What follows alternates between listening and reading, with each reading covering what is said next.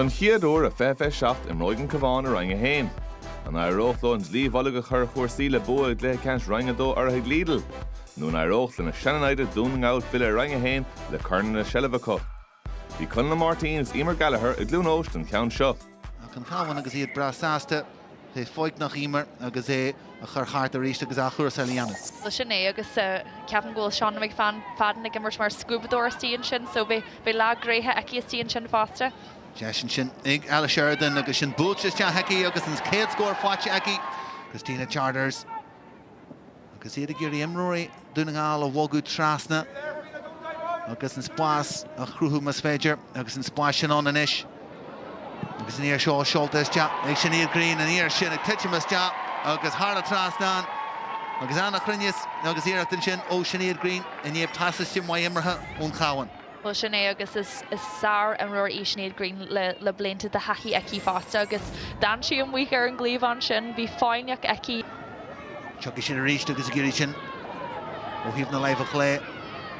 Tínta challenge sin agus Katie Dowds agus céad scór what you fáte ag dúnangáil tá agus fáte ag a dearad ag Katie Dowds. Luiseach tínta teanta ag manam an tosaí takeíocht ar dhéis thuaithe sin fáte.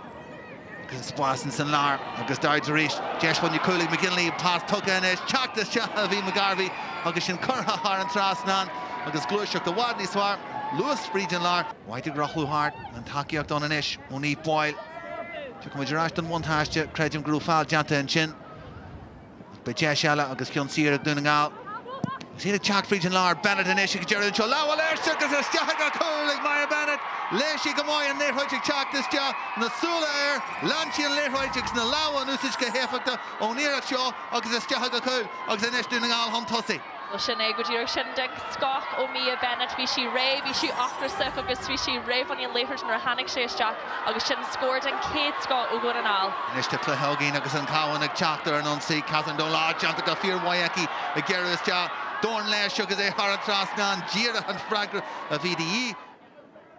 Níireach seo agus an rághear pás Cluiche steach go le ag an crí agus seo búilte steach agus bhfuil an cruinne leis sin seoltas steach agus an scóir sin Cluisteach ar fad chun é a chur steach a drá Katie Dowd go de McGinley agus McManaman an bhirt sin ag teomhaint an tosaí a dhéanaan an difer agus pás galanta steach Peil a bhí an éan rochú hart dhéanú ag White a sásta go leithí hían go fáilig White bhfuil an kitagaki Níl a machanis go McGarvey Dinne chun críoch a chur leis a í ar gúnangáil agus sinnatá ag a dearad agus curtha isteach agus an scóir ag a dearad agus Eva Gallagher a hanagus teach chun vinse the pás cosise agus sinnatá láir a gacu inis brúte isteach aici buinte go fíorhhaid Nick Dowds a stíon sin agus an takeíocht sin ó McGarvey ag teach McGarvey dinne ar gine pás tíbastí Dowds an seo críochnú le cúil curtha isteach agus isteach ag an aingathan sin ag Katie Dowds glúiseocht agus pásáil den Sky ruúthirí de deanta ag Katie Dowds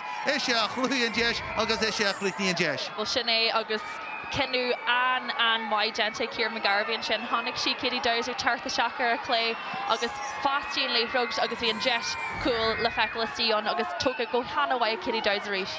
Agus sin an cluiche búte an darna leabh buinte go maiid ag dúnangáil tactaí if den úsa deacu chun teachta má in san darna leabh den cluiche seo an dá chúl a fuairsiad a rinne an difer ar fad. We decided on the toss that we would go again to win in the first half. We knew we had a good setup. We knew we could frustrate them. Dúnangáil agus iad ionta struchtúir ar stíon sin agus iad ag síosteach. The first half there was a wild strong one. I think we did find it wild hard to get in for shots, so we knew that they would be shooting from nearly the 2 arc zone, so we had to push out and be defensive.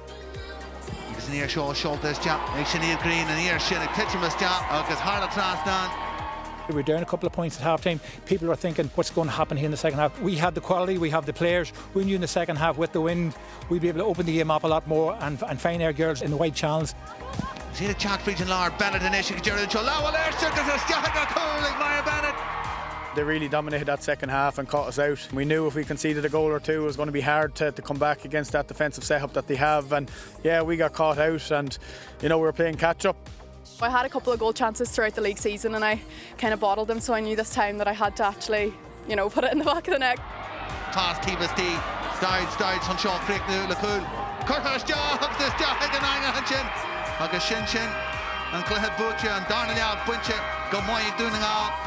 It's good to win a big game so that those girls over there believe that they can win a big game. Losing today, you learn a lot more from losing, so hopefully the girls now will learn from it and us as management as well. We've won Division 2 and that's it, we're in Division 1 next year. It's about the next stage now for these girls and it's up to us now to get them to the next level.